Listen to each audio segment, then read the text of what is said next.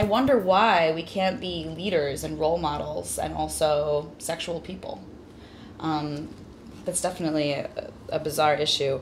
Mm-hmm. Where else do you see this kind of impact in our culture? Oh, well, almost complete lack of sex education. I think sex ed is a little bit better than when we were kids, but I don't think it's much better.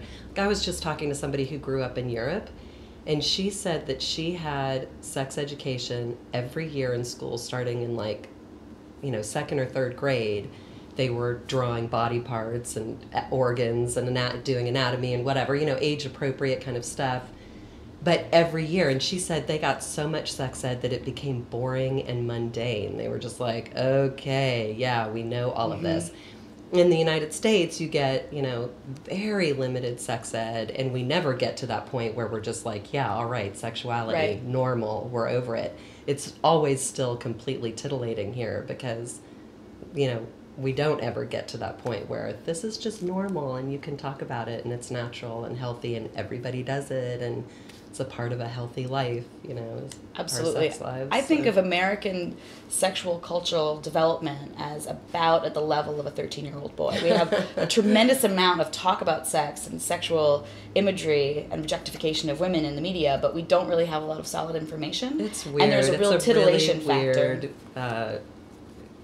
Mixture of we're surrounded by sex, and yet very few people have any really solid sexual and education or information.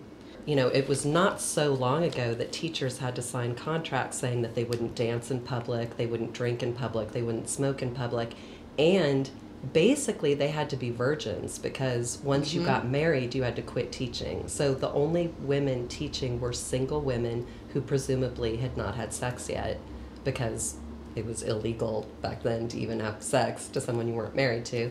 So it's very recent in our culture, and I think it's still, even though people aren't really conscious of it, we still have this really deep gut feeling that teachers should be virginal and pure, and that even their private lives are allowed to be scrutinized. And the same thing has come up with gay and lesbian teachers. It's lessening now, but until recently, if you were queer, you couldn't be a teacher. So Absolutely. And that's a similar kind of thing. And there's a concern in some places like Tennessee with teachers even using the word gay, because there's this concern that if there's a gay teacher, then they'll teach homosexuality as a doctrine. Right. To all it's of this kids. idea that everyone else has the ability to keep their private lives separate from their work lives and be professional in the workplace, but gays and lesbians can't, and people doing any kind of sex work can't.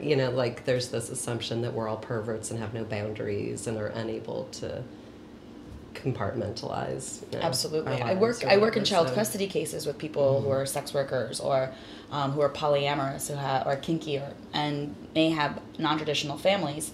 And there is this sometimes a slippery slope idea in our heads that they may, because they have a sexuality that somebody else might find unconventional, that they don't have any other conventional standards about whether you'd expose your sexuality to children, for instance. Right.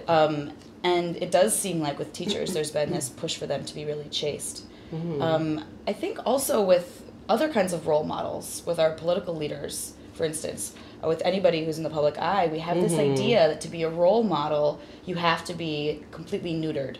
Yeah. You have to be really celibate. Yeah, you can't be real people with real drives and desires like everybody absolutely. else. And I wonder why we can't be leaders and role models and also sexual people.